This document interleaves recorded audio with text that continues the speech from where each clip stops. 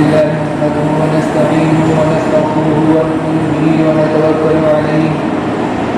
ونعوذ بالله من شرور أنفسنا ومن سيئات أعمالنا من يهده الله فلا مضل له ومن يضلل فلا هادي له وأشهد أن لا إله إلا الله وحده لا شريك له وأشهد أن محمدا عبده ورسوله أما بعد فأعوذ بالله من الشيطان الرجيم بسم الله الرحمن الرحيم الحج أشهر معلومات فمن فرض فيهن الحج فلا رفث ولا فسوق ولا جدال في الحج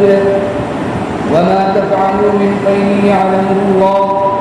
وتزودوا فإن خير الزاد التقوى واتقون يا أولي الألباب. وقال تعالى ولله على الناس حج البيت من استطاع إليه سبيلا ومن كفر فإن الله غني عن العالمين. وقال النبي صلى الله عليه وسلم العمرة إلى العمرة كفارة لما بينهما والحج المبرور ليس له جزاء إلا جنة. وقال النبي صلى الله عليه وسلم من حج لله فلم يرفث ولم يفسق رجع كيوم ولدته أمه أو كما قال عليه الصلاة والسلام.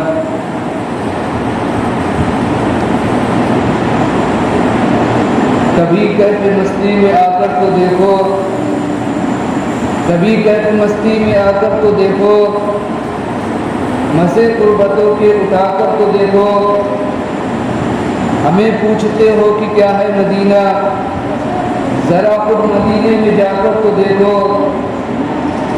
بڑی ہی مبارک ہے روزے کی مٹی بنا لو اسے اپنی آنکھوں کا سرما مدینے کی گلیاں ہے جنت کا نقشہ ذرا تم نگاہیں جما کر تو دیکھو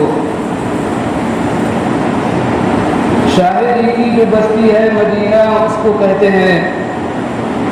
شاہدی کی جو بستی ہے مدینہ اس کو کہتے ہیں جہاں رحمت برستی ہے مدینہ اس کو کہتے ہیں جہاں وہ گنبد خضرا کی جس کے دید کے خاطر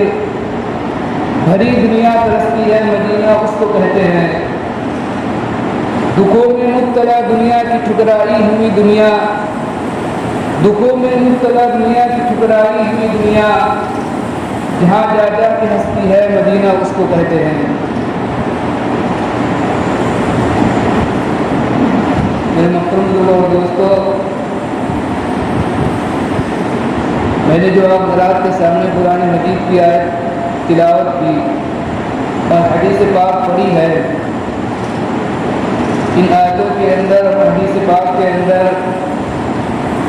حج کی فرضیت اور اس کی فضیلت سے متعلق اللہ العزت کے ارشادات ہیں. اس لیے آپ حضرات کے سامنے حج کی اہمیت فرضیت اور اس کی فضیلت سے متعلق کچھ باتیں عرض کرنے کی کوشش کروں گا. اللہ رب العزت سے دعا کریں کہ اللہ رب العزت کی بات کہنے کی اور ہم سب کو کہنے سننے سے زیادہ عمل کرنے کی توفیق عطا فرمائے. حج یہ اسلام کی بنیادوں میں سے ایک اہم بنیاد ہے. اسلام کی بنیاد 5 چیزوں کے اوپر رکھی گئی ہے. حدیث پاک کے اندر آتا ہے بنی الاسلام علی 5 شہادۃ ان لا الہ الا اللہ وان محمدا عبدہ ورسولہ واقام الصلاۃ وایتاء الزکاۃ وصوم رمضان وحج البیت من استطاع الیہ سبیلا. اسلام کی جو بنیاد ہے وہ 5 چیزوں پر ہے. انہی 5 چیزوں میں سے ایک بنیاد انہی 5 بنیادوں میں سے ایک اہم بنیاد حج ہے. حج یہ مسلمانوں کے اوپر فرض ہے لیکن یہ ہر مسلمان کے اوپر فرض نہیں ہے. بلکہ اس ایمان والے پر، اس مسلمان کے اوپر یہ حج فرض ہے جو حج کرنے کی طاقت اور قدرت رکھتا ہو، جس کے اندر حج کرنے کے شرائط اور اصول پائے جاتے ہوں، تو اس مسلمان کے اوپر، اس ایمان والے کے اوپر حج کرنا فرض ہے۔ اللہ رب العزت نے قرآن مجید کے اندر ارشاد فرمایا وَلِلَّهِ عَلَى النَّاسِ حِجُّ الْبَيْتِ مَنِ اسْتَطَاعَ إِلَيْهِ سَبِيلًا وَمَنْ كَفَرَ فَإِنَّ اللَّهَ غَنِيٌّ عَنِ الْعَالَمِينَ، کہ اللہ کے لیے لوگوں پر بیت اللہ کا حج کرنا ہے، اور یہ ان لوگوں کے اوپر حج کرنا فرض ہے جو بیت اللہ پہنچنے کی استطاعت اور قدرت طاقت رکھتے ہیں۔ وَمَنْ كَفَرَ فَإِنَّ اللَّهَ غَنِيٌّ عَنِ الْعَالَمِينَ، اور جو لوگ انکار کریں تو اللہ تعالیٰ دنیا جہاں کے تمام لوگوں سے بے نیاز ہے۔ وَمَنْ كَفَرَ فَإِنَّ اللَّهَ غَنِيٌّ عَنِ الْعَالَمِينَ۔ تو حج یہ مسلمان کے اوپر، صاحب استطاعت کے اوپر حج کرنا یہ کیا ہے؟ یہ فرض ہے۔ قرآن مجید کی آیت جو پڑھی گئی وَلِلَّهِ عَلَى النَّاسِ حِجُّ الْبَيْتِ مَنِ اسْتَطَاعَ إِلَيْهِ سَبِيلًا، اس آیت کے اندر استطاعت کا لفظ آیا ہے، اور استطاعت کی تشریح فقہاء کرام نے یہ کی ہے کہ ہر عاقل بالغ مسلمان کہ جس کے پاس قرضہ ادا کرنے کے بعد اتنی رقم موجود ہو کہ وہ مکہ کا سفر کر سکتا ہو، مکہ آ جا سکتا ہو، اور وہاں کی جو اخراجات میں کھانا ہے، خرچہ ہے، قربانی وغیرہ ہے، اس کو برداشت کر سکتا ہو، اور سفر کے جو ایام ہیں ان ایام میں اپنے گھر والوں کے خرچے کا بندوبست کر سکتا ہو، تو ایسے شخص پر زندگی میں ایک مرتبہ بیت اللہ شریف کا حج کرنا یہ کیا ہے؟ یہ فرض ہے ایسے شخص پر۔ اور یہ بات کہ زندگی میں صرف ایک مرتبہ صاحب استطاعت کے اوپر حج کرنا فرض ہے، یہ بات جو ہمیں اور آپ کو حدیث پاک سے پتہ چلتی ہے۔ ایک مرتبہ حضور پاک صلی اللہ علیہ وسلم نے ارشاد فرمایا ایھا الناس قد فرض اللہ علیکم الحج فحجوا، کہ اے لوگوں تمہارے اوپر حج فرض کر دیا گیا ہے، اللہ تعالیٰ نے تم پر حج فرض کیا ہے تو تم حج کرو، حج ادا کرو۔ ایک شخص اٹھے، ایک صحابی اٹھے اور عرض کیا رسول اللہ صلی اللہ علیہ وسلم کہ حج ہر سال کرنا، حج ہر سال ادا کرنا فرض ہے؟ آپ صلی اللہ علیہ وسلم نے کوئی جواب نہیں دیا۔ پھر انہوں نے پوچھا کہ حج ہر سال فرض ہے؟ پھر آپ صلی اللہ علیہ وسلم نے کوئی جواب نہیں دیا، آپ صلی اللہ علیہ وسلم خاموش رہے۔ پھر انہوں نے تیسری مرتبہ یہ سوال کیا، آپ صلی اللہ علیہ وسلم پھر بھی خاموش رہے۔ پھر آپ صلی اللہ علیہ وسلم نے فرمایا کہ اگر میں تمہارے سوال کے جواب میں ہاں کر دیتا تو حج ہر سال کرنا یہ فرض ہو جاتا، اور تم حج ہر سال ادا کرنے کی استطاعت، طاقت اور قدرت نہیں رکھتے۔ اس حدیث سے بھی پتہ چلتا ہے کہ اگر اللہ تعالیٰ نے کسی کو حیثیت دی ہے، اللہ تعالیٰ نے کسی کو صاحب استطاعت بنایا ہے اور اس کے اندر حج کے فرائض پائے جا رہے ہیں، تو زندگی میں ایک مرتبہ اس پر حج کرنا، بیت اللہ شریف کا سفر کرنا، حج کرنا یہ اس پر فرض ہے۔ پھر آپ صلی اللہ علیہ وسلم نے آگے ارشاد فرمایا کہ میری اتنی بات پر اتفاق کرو جس پر میں تم کو چھوڑ دوں، اس لیے کہ تم سے پہلے بہت سے لوگ جو بہت زیادہ سوال کرنے کی وجہ سے اور اپنے انبیاء علیہ السلام سے اختلاف کرنے کی وجہ سے ہلاک ہو گئے، لہذا اگر میں تمہیں کسی کام کا حکم کروں تو اس کو بقدر استطاعت بجا لاؤ، اور اگر میں تمہیں کسی کام سے منع کروں تو اس سے باز آ جاؤ۔ تو اگر کوئی شخص صاحب استطاعت ہے اور اس کے اندر حج کے فرائض پائے جا رہے ہیں اور اس کے اوپر حج فرض ہو رہا ہے، تو زندگی میں ایک مرتبہ اس پر حج کرنا، بیت اللہ شریف کا حج کرنا، یہ فرض ہے۔ آپ صلی اللہ علیہ وسلم سے پوچھا گیا، یا رسول اللہ صلی اللہ علیہ وسلم ای الاعمال افضل، کہ کون سا عمل افضل ہے؟ آپ صلی اللہ علیہ وسلم نے ارشاد فرمایا، ایمان باللہ، اللہ پر ایمان لانا۔ پھر آپ صلی اللہ علیہ وسلم سے پوچھا گیا کہ اس کے بعد کون سا عمل افضل ہے؟ تو آپ صلی اللہ علیہ وسلم نے ارشاد فرمایا، الجہاد فی سبیل اللہ، اللہ کے راستے میں جہاد کرنا۔ پھر آپ صلی اللہ علیہ وسلم سے پوچھا گیا کہ پھر اس کے بعد کون سا عمل افضل ہے؟ تو آپ صلی اللہ علیہ وسلم نے ارشاد فرمایا، حج مبرور، کہ مقبول حج۔ ایک حدیث کے اندر آپ صلی اللہ علیہ وسلم نے ارشاد فرمایا، من اراد الحج فلیتعجل فإنه قد يمرض المريض وتضل الضالة وتعرض الحاج، کہ اگر کوئی شخص حج کا ارادہ کرے، حج کرنے کا ارادہ کر لے اور اس کے اوپر حج فرض ہو گیا ہو، تو اس کو چاہیے کہ حج کرنے میں وہ جلدی کرے۔ پھر آپ صلی اللہ علیہ وسلم نے آگے ارشاد فرمایا، اس لیے کہ کبھی انسان کو کوئی انسان کیا ہوتا ہے، اس کو کوئی مرض لگ جاتا ہے، انسان کو کوئی بیماری لگ جاتی ہے، فَإِنَّهُ قَدْ يَمْرَضُ الْمَرِيضُ وَتَضِلُّ الضَّالَّةُ، اور کبھی انسان کی کوئی چیز گم ہو جاتی ہے، اور کبھی انسان کو کوئی ضرورت اور حاجت پیش آ جاتی ہے۔ اس لیے اگر انسان کے اوپر حج فرض ہو گیا ہو تو وہ حج کی ادائیگی میں جلدی کرے، تاخیر نہ کرے، کہ نہ معلوم کوئی بیماری لاحق ہو جائے جس کی وجہ سے حج جیسا اہم فریضہ چھوٹ جائے، نہ معلوم کوئی ضرورت پیش آ جائے اور حج جیسا اہم فریضہ رہ جائے، نہ معلوم کوئی ضرورت اور حاجت پیش آ جائے اور حج جیسا اہم فریضہ اس سے چھوٹ جائے۔ انسان جب حج کرنے جاتا ہے اور حج کرتا ہے تو حج کا اس کو کیا جب ثواب ملتا ہے؟ حدیث پاک کے اندر حضور پاک صلی اللہ علیہ وسلم نے ارشاد فرمایا، العمرۃ الی العمرۃ کفارۃ لما بینہما والحج لیس لہ جزاء الا الجنہ، کہ ایک عمرے سے دوسرے عمرے تک، یہ ایک عمرہ دوسرے عمرے تک دونوں کے درمیان کے گناہوں کا یہ کفارہ ہے، اور جو مقبول حج ہے اس کی جزا صرف اور صرف جنت ہے۔ والحج المبرور لیس لہ جزاء الا الجنہ۔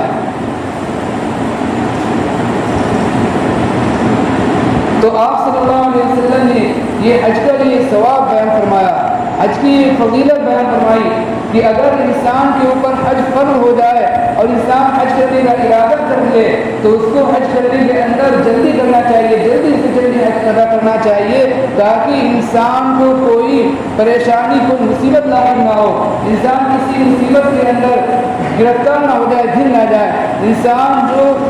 کو کوئی ضرورت پیش نہ آ جائے، انسان کو کوئی بیماری لاحق نہ ہو جائے۔ اس لیے آپ صلی اللہ علیہ وسلم نے ارشاد فرمایا۔ اور حج پہ انسان جب جائے تو حج پہ جانے کے بعد انسان کو چاہیے کہ وہاں رہ کر نہ تو کوئی فحش بات کرے، نہ ہی کوئی گناہ کا کام کرے، اور نہ ہی لڑائی جھگڑے والا کام کرے۔ اللہ تعالیٰ نے قرآن مجید کے اندر ارشاد فرمایا، الحج اشہر معلومات فمن فرض فإن الحج فلا رفث ولا فسوق ولا جدال في الحج وما تفعلوا من خير يعلمه الله وتزودوا فإن خير الزاد التقوى واتقون يا أولي الألباب۔ یہ حج جو ہے اس کے چند متعین مہینے ہیں، الحج اشہر معلومات فمن فرض فإن الحج، پر جس شخص نے اپنے اوپر حج کو لازم کر لیا، جس شخص نے اپنے اوپر حج کو فرض کر لیا، ومن فرض فإن الحج فلا رفث ولا فسوق ولا جدال في الحج، تو وہ حج کے دنوں کے اندر کوئی فحش کام نہ کرے، کوئی برا کا کام نہ کرے، لڑائی جھگڑا نہ کرے، فلا رفث ولا فسوق ولا جدال في الحج وما تفعلوا من خير يعلمه الله، اور جو کچھ تم نئے کام کرتے ہو اللہ تعالیٰ ان تمام کاموں کو جانتے ہیں۔ وما تفعلوا من خير يعلمه الله وتزودوا فإن خير الزاد التقوى واتقون یا اولی الالباب۔ اور جب تم سفر کرو، حج کا سفر کرو، تو اپنے لیے سفر کا سامان لے لو، توشہ لے لو۔ وتزودوا فإن خير الزاد التقوى واتقون یا اولی الالباب۔ اور بہترین تقوی، بہترین توشہ جو ہے وہ تقوی کیا ہے؟ وتزودوا فإن خير الزاد التقوى واتقون یا اولی الالباب۔ اور اللہ تعالیٰ نے ارشاد فرمایا، اے عقل والو، اے عقل مندو، میری نافرمانی کرنے سے ڈرو۔ یہ حج جو ہے یہ ایک بہت ہی اہم عبادت ہے۔ اللہ تعالیٰ جو اپنے دربار میں، اپنے حضور میں اسی شخص کو بلاتے ہیں جس سے اللہ تعالیٰ محبت کرتے ہیں، اس لیے کہ ہم اور آپ انسان ہیں، اور ہم اور آپ اپنے گھر کے اندر اسی کو بلاتے ہیں جس سے ہم اور آپ محبت کرتے ہیں، جس سے ہمارا جو تعلق ہوتا ہے، جس سے ہمیں تھوڑی بہت محبت ہوتی ہے، اسی کو ہم اپنے گھر کے اندر بلاتے ہیں۔ اسی طرح اللہ تعالیٰ کو جب کسی سے محبت ہوتی ہے تو اللہ تعالیٰ اس کو اپنے گھر کی حاضری کی توفیق عطا فرماتے ہیں۔ ایک بزرگ کا واقعہ لکھا ہے کہ انہوں نے 60 حج کیے، 60 حج کیے، اور جب 60ویں حج کا انہوں نے طواف کیا، اور طواف کرنے کے بعد وہ ایک جگہ بیٹھ گئے، اور بیٹھنے کے بعد وہ سوچنے لگے کہ میں نے اتنے زیادہ حج کیے، نہ معلوم میرا کیا حال ہوگا اللہ تعالیٰ کے یہاں۔ اور پھر اسی حالت میں ان کو کیا ہو گئی، نیند آ گئی۔ جب نیند آ گئی تو انہوں نے خواب کے اندر دیکھا کہ کوئی کہہ رہا ہے کہ یہ بتلاؤ کہ تم اپنے گھر کے اندر کسے بلاتے ہو، اپنے گھر میں کس کو بلاتے ہو؟ تم اپنے گھر میں اسی کو بلاتے ہو جس سے تم محبت کرتے ہو۔ جب وہ خواب سے بیدار ہوئے تو ان کی جو یہ فکر تھی کہ پتہ نہیں ہم نے اتنے زیادہ حج کیے ہیں، اللہ تعالیٰ کے یہاں میرا کیا حال ہوگا، تو ان کی یہ فکر ختم ہو گئی، اور انہیں اطمینان ہو گیا کہ میں نے جو یہ حج کیے ہیں 60، اللہ تعالیٰ کے یہاں یہ 60 حج کے یہاں یہ مقبول ہے۔ اس لیے کہ ہم اور آپ جو جب اپنے گھر میں اس شخص کو بلاتے ہیں جس سے ہم محبت کرتے ہیں، تو اللہ تعالیٰ بھی اپنے گھر میں اس شخص کو بلاتے ہیں جس سے اللہ تعالیٰ محبت کرتے ہیں، جس سے اللہ تعالیٰ محبت کرتے ہیں، اللہ تعالیٰ اس کو اپنے گھر میں حاضری کی توفیق عطا فرماتے ہیں۔ حج کے سفر کو اگر ہم دیکھیں، حج کے ایک ایک واجب، ایک ایک سنت اور ایک ایک رکن کو اگر ہم دیکھیں تو حج کا ایک ایک واجب، سنت اور ایک ایک رکن، اس کے اندر ایک عاشقانہ اور ایک محبت والی ایک مثال اور داستان پائی جاتی ہے۔ انسان جب حج کے اندر مصروف ہوتا ہے، حج کے ارکان کے اندر مصروف ہوتا ہے، تو انسان کو نہ کھانے کی فکر ہوتی ہے، نہ پینے کی فکر ہوتی ہے، نہ کپڑوں کی فکر ہوتی ہے۔ انسان بغیر سلے ہوئے 2 کپڑے پہنے ہوئے ہے، اور نہ ٹوپی لگا سکتا ہے انسان، نہ خوشبو لگا سکتا ہے، نہ صحیح عمدہ چپل پہن سکتا ہے، اور نہ ہی اپنے بال کو کٹوا سکتا ہے، اور نہ ہی اپنے ناخنوں کو کٹوا سکتا ہے۔ اور ایک عاشقانہ اس کے اندر مثال اور ایک نظیر اور ایک داستان پائی جاتی ہے کہ انسان کبھی تو طواف کا چکر لگا رہا ہے، کبھی انسان جو صفا مروہ کے درمیان چکر لگا رہا ہے، کبھی انسان مزدلفہ کے اندر قیام کر رہا ہے، کبھی انسان عرفات کے اندر قیام کر رہا ہے، کبھی انسان جو حاجی مینا کے اندر ٹھہرا ہوا ہے، کبھی جو کعبے کے غلاف کو پکڑ کر اللہ تعالیٰ سے رو رو کر دعا مانگ رہا ہے، تو کبھی جو کعبے کے غلاف سے پکڑ کر لپٹا ہوا ہے، کبھی منتظم سے لپٹا ہوا ہے، کبھی مقام ابراہیم کے پاس کھڑے ہو کر اللہ تعالیٰ کے حضور میں آہوازاری کر رہا ہے، نماز پڑھ رہا ہے۔ تو حج کے ایک ایک رکن اور حج کا ایک ایک واجب اور حج کی ایک ایک سنت کو اگر ہم اور آپ دیکھیں تو ایک ایک واجب کے اندر، ایک ایک رکن کے اندر اور ایک ایک طریقے کے اندر اور ایک ایک سنت کے اندر ایک عاشقانہ مثال پائی جاتی ہے، ایک عاشقانہ داستان پائی جاتی ہے۔ اس لیے اللہ تعالیٰ سے دعا کریں کہ اللہ تعالیٰ ہمیں اور آپ کو بھی اپنے دربار کے لیے، اپنی در کی حاضری کے لیے قبول فرمائے، اور جو حضرات اور جو ہمارے بھائی حج کے لیے گئے ان کے حج کو قبول فرمائے، اور ان کو بھی اور ہمیں بھی اور ہمیں اور آپ کو بھی اپنے دربار کی بار بار حاضری کی سعادت اور توفیق عطا فرمائے۔ اللہ تعالیٰ ہم سب کو کہنے سننے سے زیادہ عمل کرنے کی توفیق عطا فرمائے۔ اللہ